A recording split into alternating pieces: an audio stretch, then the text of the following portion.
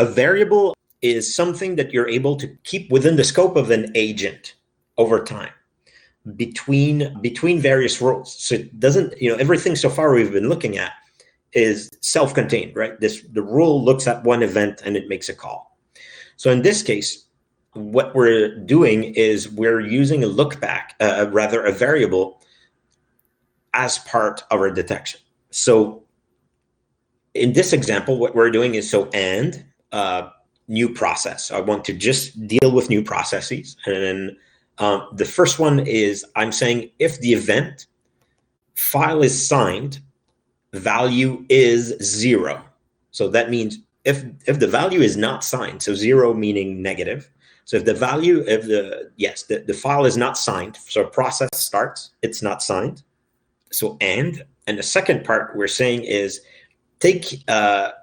so we're doing a starts with. Sorry, the order is a little bit awkward here, but the operator is starts with. The path that we want is the file path of this executable. So I'm saying, okay, I'm going to take this executable path in a non-case sensitive way. That's fine. And I want to say, does this path starts with, and then this here. So this is a reference to a variable. So we're using double square brackets here, as you can see. So not angle brackets, square brackets.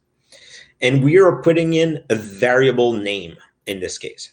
So the variable name is a variable you've populated before, and I'll show you what that looks like.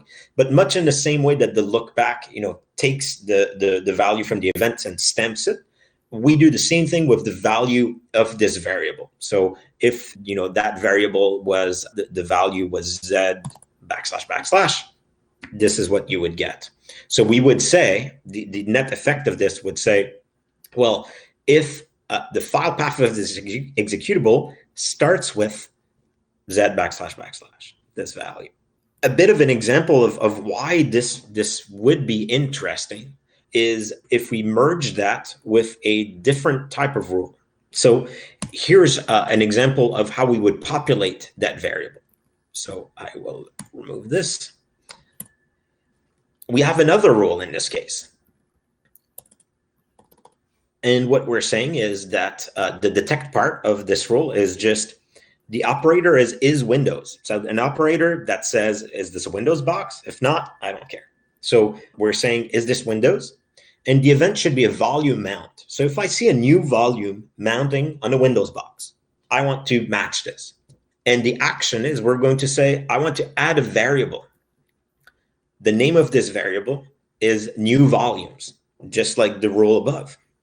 And the value of it is, you see it's angle brackets, so it's a look back. So I'm going to take the event, look at the volume path, and you put that as a new volumes value. So in combination here, you can see that this rule is saying, well, if I see a dynamically mounted volume come in on the Windows box, and then I see a process that's unsigned starting from that volume, I want to generate the detection. So this is two rules working together in tandem. One, populates variables with all the dynamically mounted volumes. The other one says, if something unsigned starts without that, then you match. So hopefully you're starting to see how a lot of the power kind of comes in from those rules, from being able to master those rules. The basic stuff is very basic, looking for IOCs and stuff like that.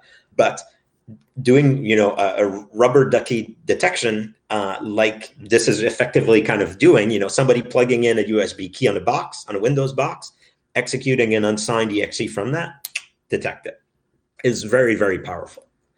It's starting to get exciting. I get excited.